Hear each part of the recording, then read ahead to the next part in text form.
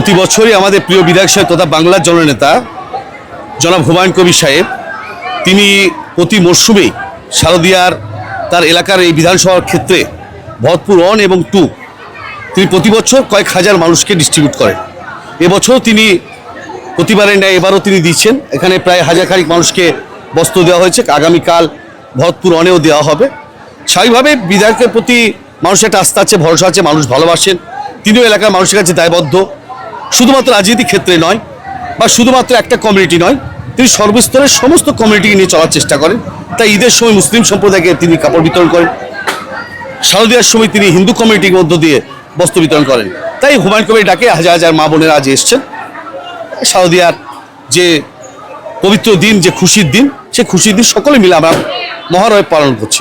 আচ্ছা, আজকে বিধায়কের মুখে শুনলাম যে আজহারউদ্দিন সিজার এবং আনারুল ইসলাম আলী দুজনের নেতৃত্বে এরপর ভরতপুর 2 বিধানসভা অর্থাৎ ব্লকটা চলবে, কি বলবেন এটা? আমাদের টোটাল নেতার নাম হচ্ছে হুমায়ুন কবির। আনির এবং সিজার বলুন বা XYZ যার নামই করুন না কেন, আমরা সবাই কর্মী। আমরা হুমায়ুন কবির অনুগত সৈনিক। আমরা লড়াই দিচ্ছি, সালার বাঁচাবার লড়াই, ভরতপুর বিধানসভা বাঁচাবার লড়াই। কারণ আপনারা জানেন এখানে একটা অশুভ শক্তি বিরাজ করছে, তাকে আমরা ফেলে দিয়েছি, তাকে দল ফেলে দিয়েছে। সে থাকলে আজ সালা ভরতপুরে যে অরাজকতা, সে অরাজকতার বিরুদ্ধে লড়াই হুমায়ুন কবিরের, তার সৈনিক আমরা। এর আগে আমার পরবর্তী বক্তা বলিষ্ঠ লিডার মোহাম্মদ আজহারউদ্দিন সিজার সাহেব বলেছে যে দেখেন পদ একটা, মমতা বন্দ্যোপাধ্যায়, আমরা সবাই কর্মী। তার সাথে সাথে এই ভরতপুর বিধানসভার চেয়ারম্যান এবং মেন লিড সেটা আমাদের বিধায়ক হুমায়ুন কবির সাহেব করে।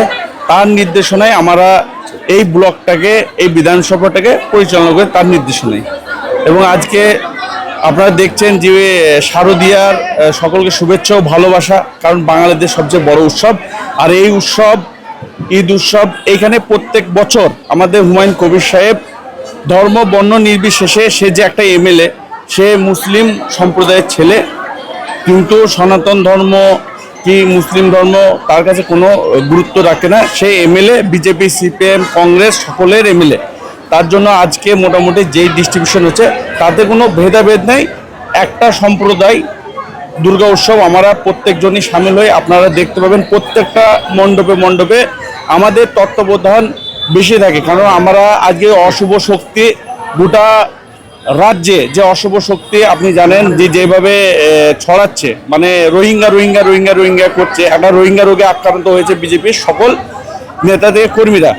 তা আমি আগামী দিন প্রত্যেকটা মণ্ডপ পুজো কমিটি সকলকে বলবো এই করোনা থেকে, রোহিঙ্গা করোনা থেকে আপনারা বিরত থাকুন। ধন্যবাদ।